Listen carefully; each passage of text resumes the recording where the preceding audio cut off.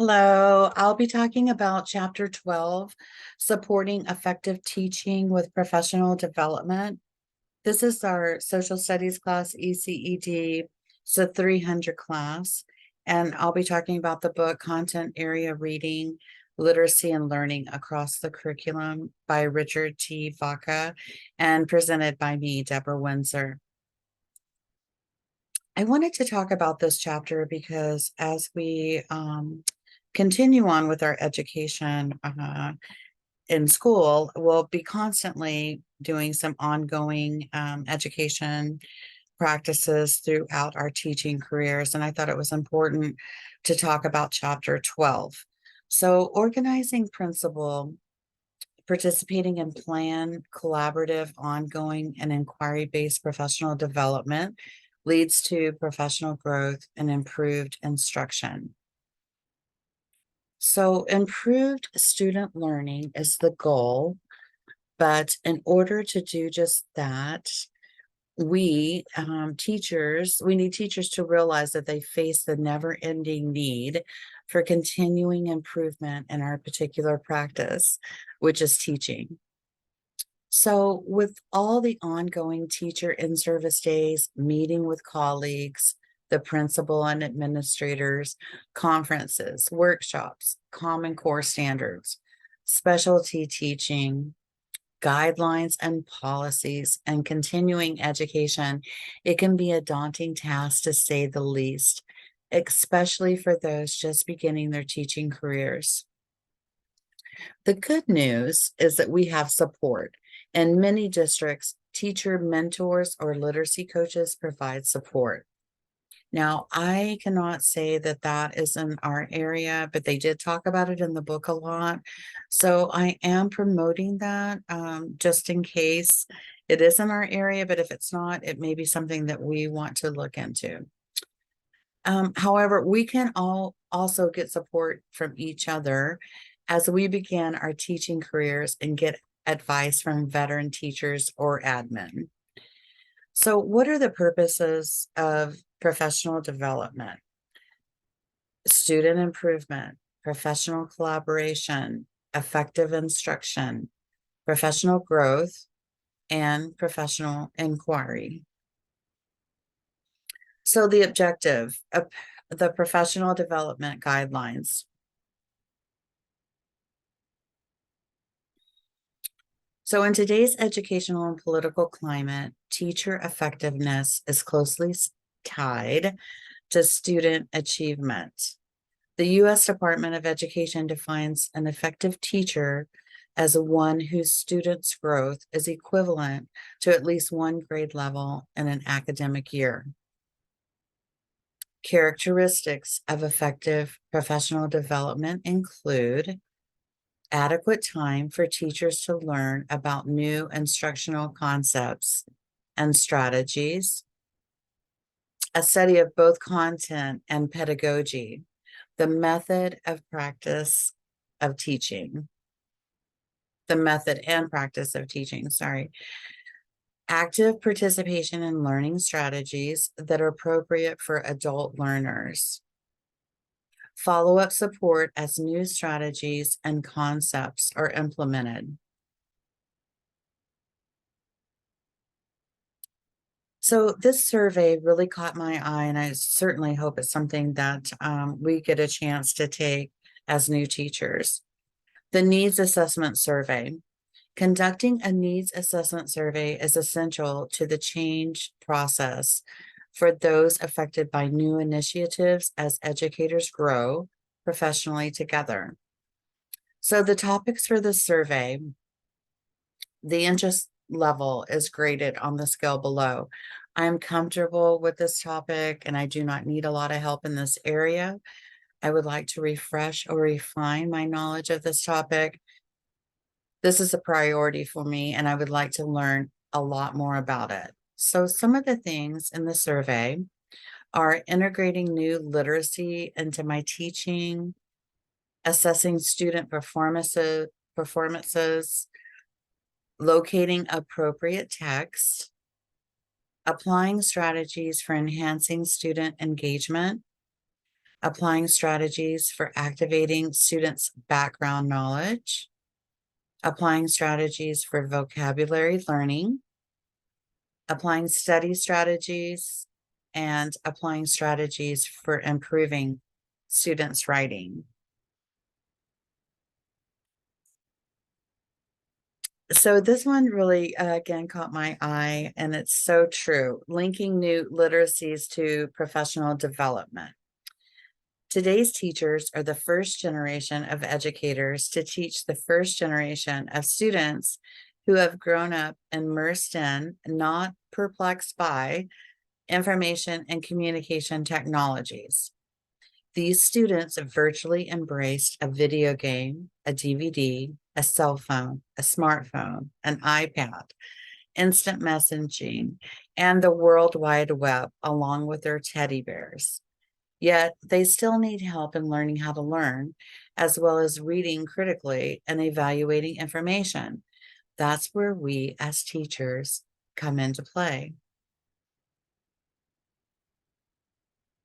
So there's a whole host and plethora of places that we can get help as we're going through this process of learning how to teach our students.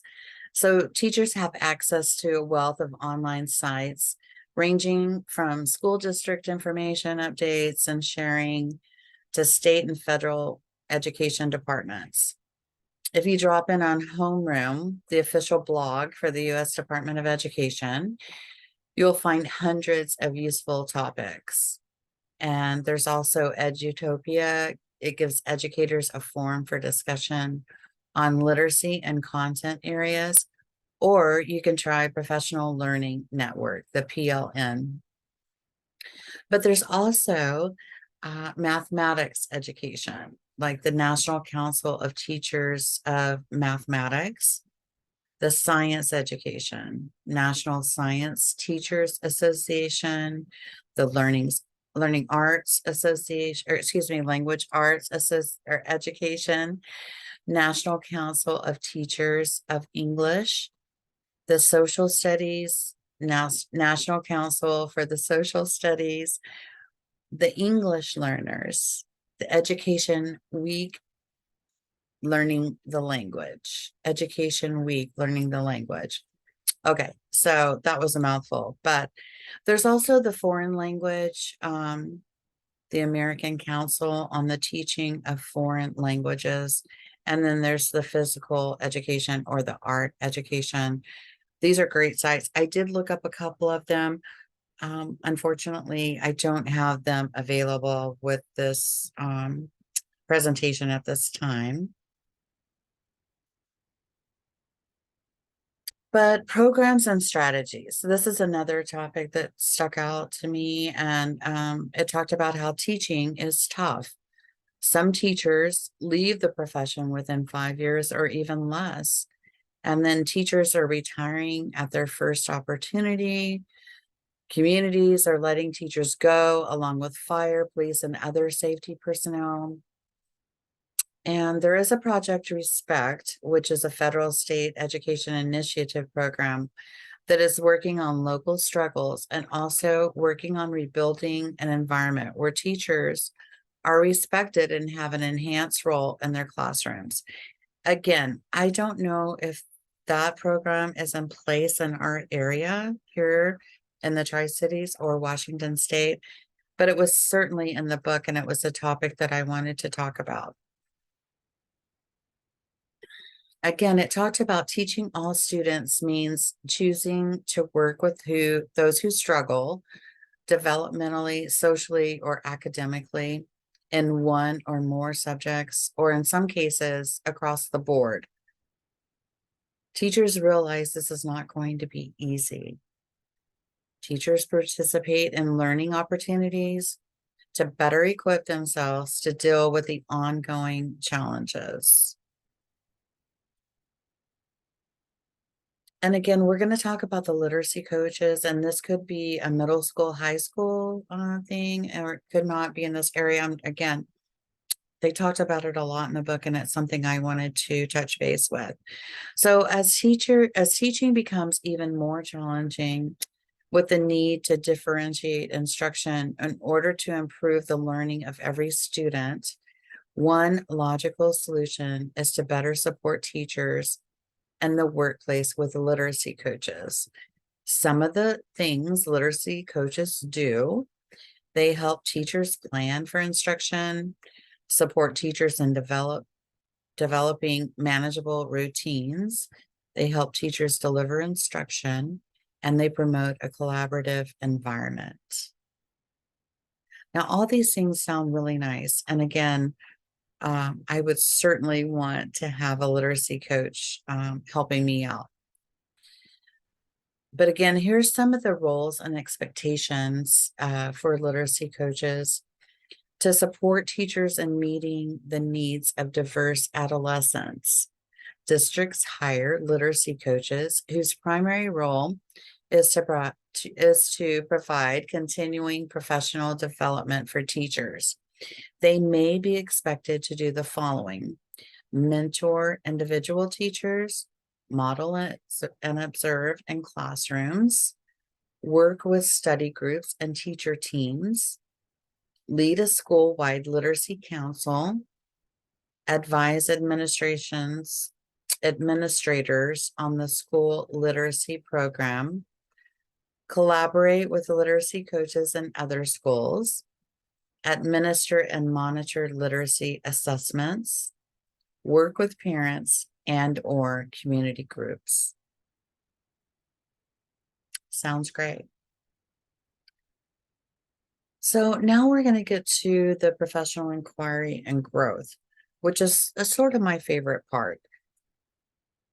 So when effective teachers reflect on their students' progress and their own teaching practice, they often engage in collaborative classroom research, a powerful form of professional development. As classroom teachers inquire into the teaching and learning going on in their classrooms, they generate questions they want to answer, gather evidence, and share results with other teaching colleagues. This is called action research, and it has a staying power. But many teachers are retiring, so school districts are seeking ways to build professional knowledge for new teachers. Taking responsibility for one's own adult learning is a logical next step for effective teachers who are likely to experience a variety of professional development opportunities over the course of their careers. Below are some of the ways that may benefit a personal or professional plan. So you could write down thoughts, questions, and concerns, find a like-minded colleague and share ideas, apply for membership in a national professional association, such as a National Council of Teachers of Mathematics, and take full advantage of the services offered. You could join the state affiliate of an education association, where there are often more opportunities for service, leadership, and even publishing. If invited to work on a grant writing project, think of it as an avenue for growth. You could write a proposal to present your organization's state of national conference. If accepted, you would be invited to attend, enjoy, and learn with colleagues.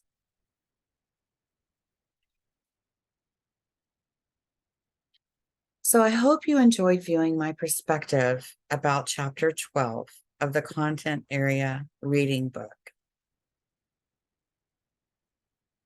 Thank you, teachers.